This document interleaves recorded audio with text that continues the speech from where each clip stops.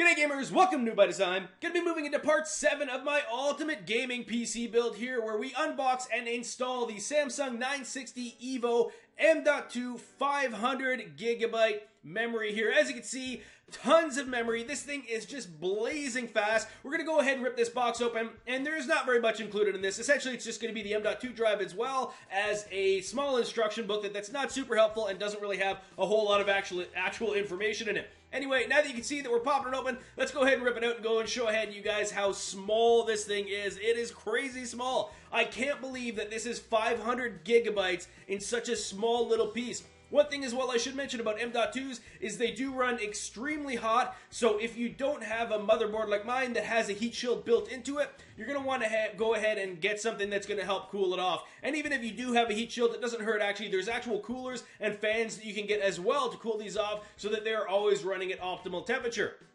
Anyhow, now that that's out of the way, let's go ahead and pull this out. And again, I just can't believe how insane small and insane fast this thing is. As you can see on the back of it where I flipped it around there, that's the heatsink portion that attaches to the actual motherboard itself, and the front is where you tape it onto your actual heat shield. Anyhow, like I said, small booklet that comes with it doesn't really help a whole lot, and you can see here we're just about to do the install onto my Asus Strict 370 or Z370E Gaming Edition, and this is again the motherboard I'm using for my ultimate gaming PC build. You can see we've got the Kraken and everything installed from the previous videos. Let's go ahead and strip this heat shield off here. Not strip it, we don't want to strip anything on this board, but we'll remove this heat shield off, just 3 little screws, and they're obvious in their locations. And you'll notice when we get it off here as well that it does have that little heat shield or heat sink attached to the inside of it, which we'll go ahead and show you. As you can see right here, you can see that there's that little heat sink. You just basically remove that tape from that and then attach it to the M.2 board.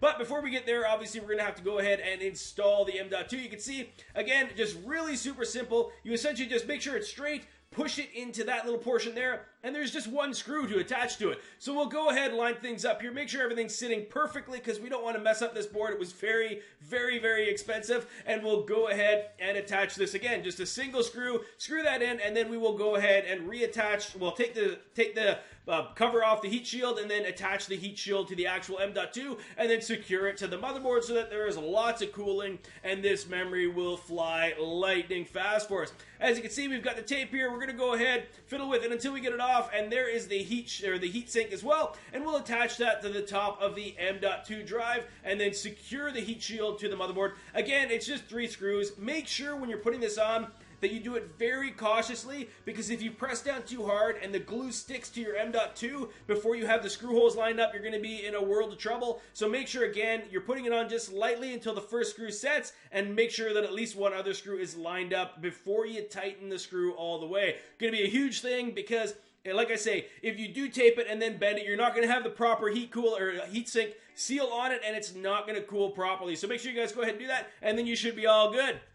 Anyhow, guys, we are almost done here. Looks awesome, and I just can't wait. Like I say, render speeds are going to go crazy, gaming's going to be fast, and this computer is going to boot up lightning fast. If you guys enjoyed this video, I sure would appreciate it if you guys would hit that like button. And if you guys got any questions about building your ultimate gaming PC, go ahead and make a comment in the comments below. I'll see if I can help you guys out. Alright, gamers, thanks for watching.